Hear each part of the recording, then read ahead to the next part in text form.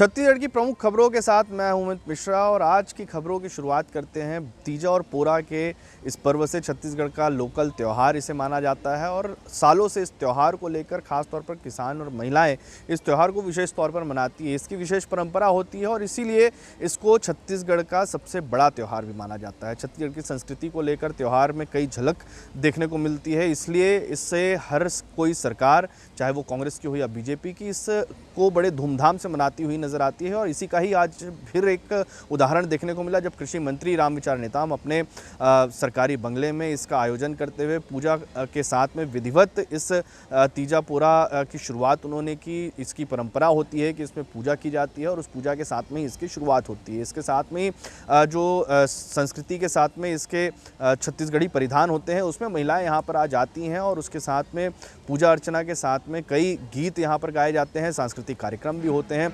उनके बंगले में ये तमाम सांस्कृतिक कार्यक्रम आयोजित किए और जिसमें बीजेपी के उप मुख्यमंत्री अरुण साव सहित कई मंत्रियों ने भी वहां पर शिरकत की। बड़ी संख्या में महिलाएं भी उनके इस कार्यक्रम में पहुंची हुई थी। क्या कुछ कहा इस बात को लेकर, तीजा पोरा को लेकर अरुण साव ने? उन्होंने सीधे तौर पर कहा कि तीजा पोरा जैसा जो आयोजन है वो सालों से छत्तीसगढ़ की संस्कृति रहा है और कई सालों से इसे बड़े धूमधाम से मनाया जाता रहा है। लेकिन जब से विष्णुदेव साय की सरकार आई है उसके बाद से किसानों के लिए खुशहाली यहाँ पर बढ़ गई है और इस त्यौहार को और भी ज़्यादा धूमधाम से आज मनाया जा रहा है। आज छत्तीसगढ़ का लोक पर्व है पोला। आज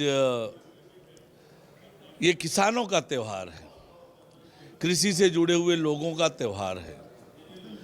जब बैल की पूजा करते हैं, बैल को सजाते हैं और छत्तीसगढ़ी पकवान भी आज के दिन बनते हैं। मैं सभी किसान भाइयों को, छत्तीसगढ़ वासियों को पोला की बहुत बधाई और शुभकामनाएं देता हूं।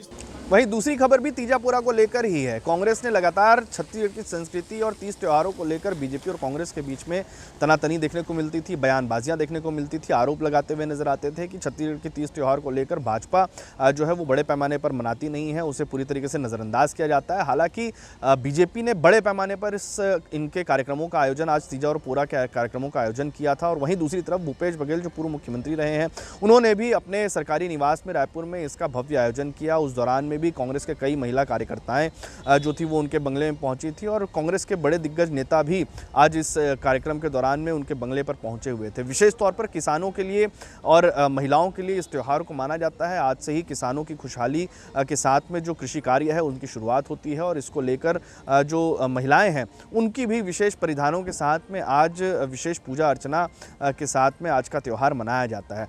कांग्रेस बड़े पैमाने पर इस त्यौहार को मनाने के लिए लगातार बीजेपी पर निशाना साध रही थी, लेकिन इस बार भी कांग्रेस ने इस तरीके से त्यौहार मनाया और बीजेपी ने भी बड़े पैमाने पर इन त्योहारों का आयोजन किया है। साफ जाहिर है कि अब छत्तीसगढ़ में छत्तीसगढ़िया संस्कृति, छत्तीसगढ़िया वाद के साथ में छत्तीसगढ़िया तीज त्यौहार भी महत्वपूर्ण भूमिका रखते नजर आ रहे हैं। और आज सैकड़ों हजारों के तादाद में हमारे पूरे प्रदेश भर से महिलाएं आई हैं, बहनें आई हैं, सबको बधाई, शुभकामनाएं।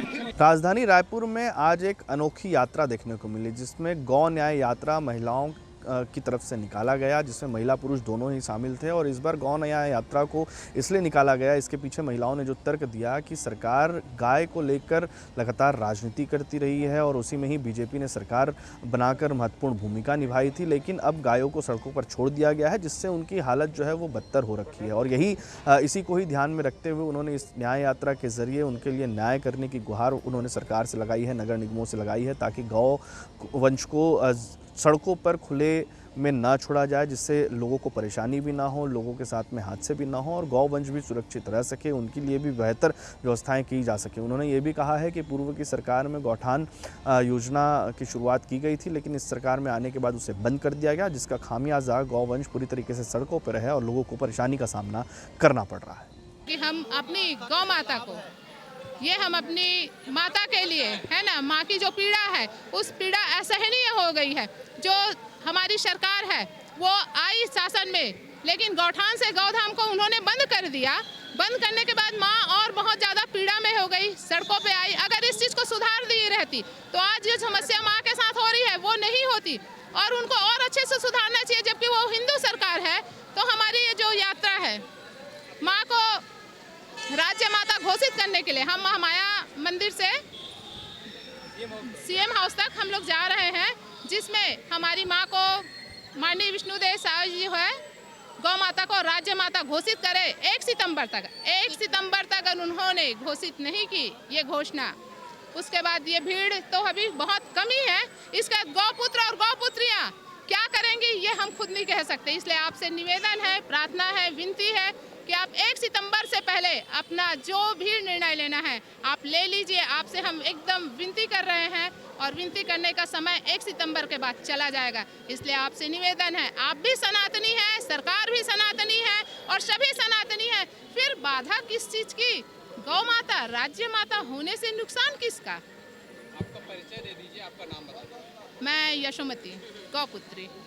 छत्तीसगढ़ के स्वास्थ्य विभाग और स्वास्थ्य अस्पतालों के खस्ता हाल लगातार चर्चा का विषय बने हुए हैं। एक फिर से नई तस्वीर सामने आई है, जिसमें अंबिकापुर के एक स्वास्थ्य मेडिकल कॉलेज में एक मरीज को ऑक्सीजन सपोर्ट के साथ में पैदल ही रोड पार करवाकर अस्पताल पहुंचाना पड़ा, क्योंकि वहां पर उन्हें सही समय पर जो एम्बुलेंस की सुविधा है वो मुहैया नहीं हो पाई। बताया ये भी जा रहा है कि एम्बुलेंस तो थी लेकिन ड्राइवर नहीं था। इस तरीके की समस्याएँ अलग अलग तरीके से कई क्षेत्रों से देखने को मिली है। कई बार लगातार इस तरीके की परेशानियों में सवालिया निशान खड़े किए हैं कि कभी दवाइयों की कमी के कारण किसी की मौत हो जाती है, कभी गलत दवाइयों के कारण किसी की मौत हो जाती है, कभी गलत दवाई जो है वो सप्लाई का मामला सामने आ जाता है। लोगों की ज़िंदगियों से खिलवाड़ स्वास्थ्य विभाग के अधिकारी क्यों इस पर अब तक कोई कार्रवाई नहीं कर पा रहे? स्वास्थ्य मंत्री अब तक इसको लेकर नज़रअंदाज करते हुए नजर आते हैं, वो अनभिज्ञ अपने आप को बताते हुए नजर आते हैं। इसको लेकर ज़रूर छत्तीसगढ़ के लोगों में गुस्सा भी है और इस पर सवाल भी लगातार खड़े हो रहे हैं कि आखिरकार कब तक लोगों की ज़िंदगियों से इस तरीके से निजी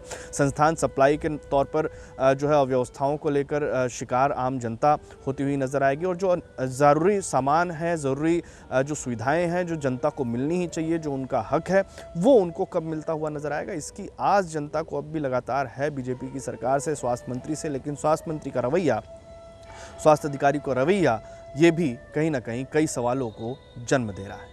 छत्तीसगढ़ में भाजपा की सरकार बनने के बाद कई तरीके के वादे और दावे किए गए थे। शायद यही वजह है कि लोगों को अपेक्षाएं भी भाजपा की सरकार से ही हद से ज़्यादा देखने को मिल रही है। अनुकंपा नियुक्ति को लेकर महिलाओं ने एक बड़ा प्रदर्शन किया। डिप्टी सीएम विजय शर्मा के बंगले के बाहर में इस प्रदर्शन के साथ में महिलाओं ने फिनाइल भी पी लिया और इसको लेकर उन्हें अस्पताल में भर्ती कराना पड़ गया। लेकिन अब तक उनकी मांगों को पूरा करने के लिए कोई भी आश्वासन, कोई भी बेहतर कार्रवाई सरकार की तरफ से, डिप्टी सीएम की तरफ से या प्रशासन की तरफ से नहीं की गई है। सवाल इसी पर खड़े हो रहे हैं कि आखिरकार प्रशासनिक व्यवस्था इतनी लचर क्यों हो गई है कि जब भी कोई पीड़ित अगर उनके पास तक पहुंचता है तो उसे मंत्रियों के दरवाजे खटखटाने पड़ते हैं, मंत्रियों के बंगलों के बाहर जाकर उन्हें धरना देना पड़ता है। प्रशासनिक अव्यवस्था का आलम यह है कि जब भी कोई अपनी शिकायत परेशानी लेकर सरकारों के दफ्तर में पहुंचता है, अधिकारियों के दफ्तर में पहुंचता है, तो उनकी सुनवाई सही तरीके से नहीं हो पाती। उन्हें तारीख पर तारीख दे दी जाती है, उन्हें टाल मटोल की शिकायतों का सामना करना पड़ता है और उसके बाद उनके पास में अंतिम रास्ता यही बचता है कि वो डिप्टी सीएम या मंत्रियों के बंगलों का घेराव करे, वहां पर जाकर प्रदर्शन करे और उसके बाद भी न्याय की उम्मीद लेकर लगातार ऐसे परिजन अब भी बैठे हुए हैं कि कब तक उन्हें अनुकंपा नियुक्ति मिलेगी, ताकि उनके परिजन जो किसी कारणवश